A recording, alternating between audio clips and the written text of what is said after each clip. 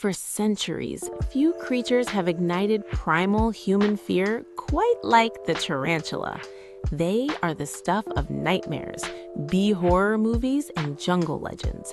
Giant, hairy, venomous monsters waiting in the dark. But what if I told you that almost everything popular culture has taught you about these eight-legged giants is wrong? They aren't bloodthirsty hunters of humans. They are ancient, complex, and surprisingly fragile creatures.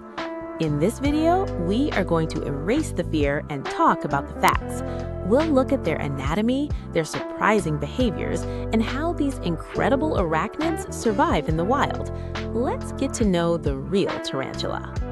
First, let's place them on the tree of life. Tarantulas are, obviously, spiders, but they belong to a specific, very old family called Theraphosidae. There are nearly 1,000 known species identified so far. What makes them different from the spider in your bathtub? The main difference is the jaws. True spiders have fangs that pinch sideways, pincer style. Tarantulas belong to a primitive group called mygalomorphs. Their fangs point straight down, striking downwards like two parallel pickaxes. Like all spiders, they have two main body parts, the cephalothorax, the head and thorax combined, and the abdomen. They have 8 legs for walking, and 2 shorter leg-like appendages near the mouth called pedipalps, used for sensing their environment, and in males, for mating. And yes, we have to talk about size. They range from fingernail-sized dwarfs to giants like the Goliath bird eater of South America, which can have a leg span up to 11 inches, the size of a dinner plate. Tarantulas are global citizens. You can find them on every continent except Antarctica and Europe. They generally prefer warm climates, tropical, subtropical, and desert regions. In the tarantula world, geography dictates personality. Enthusiasts divide them into New World species from North and South America and Old World species from Africa, Asia, and Australia. Within these regions, they have 2 main lifestyles.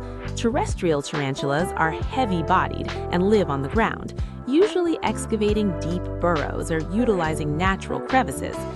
Arboreal tarantulas are lighter, faster, and built for climbing.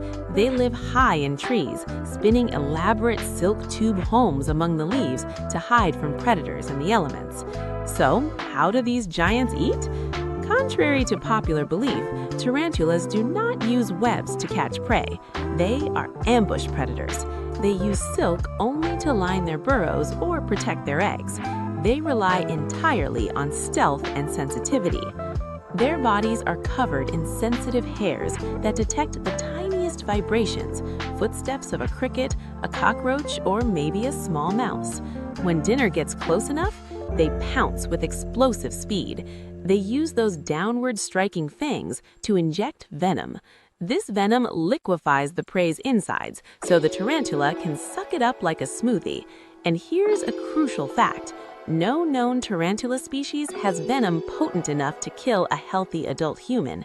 Their bite is usually comparable to a bee sting. Painful, but rarely medically significant. If venom isn't their main defense against big animals like us, how do they protect themselves? Old World tarantulas are fast, defensive, and have more potent venom.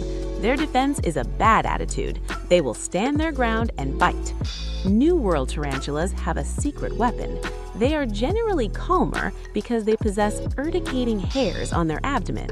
When threatened, they rapidly rub their back legs against their belly, kicking a cloud of microscopic barbed hairs into the air. These hairs get into the eyes, nose, and skin of a predator, causing intense itching and irritation. It's essentially weaponized itching powder, effective enough to deter an inquisitive coyote or a human.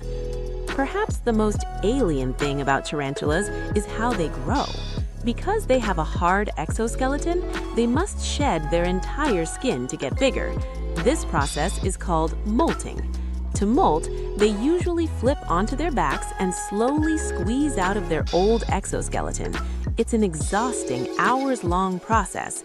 When they emerge, their new skin is soft and sensitive. They are completely defenseless until it hardens over several days. Molting also reveals a tragic disparity in their lifespans. Male tarantulas live just long enough to reach maturity, usually 3 to 7 years. Their only goal is to find a mate, after which they soon die.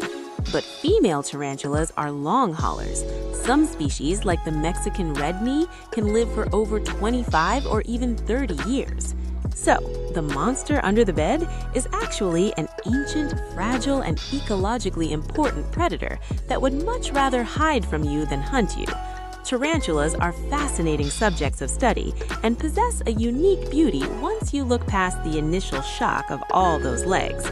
They deserve our respect, and they certainly deserve their space in the natural world.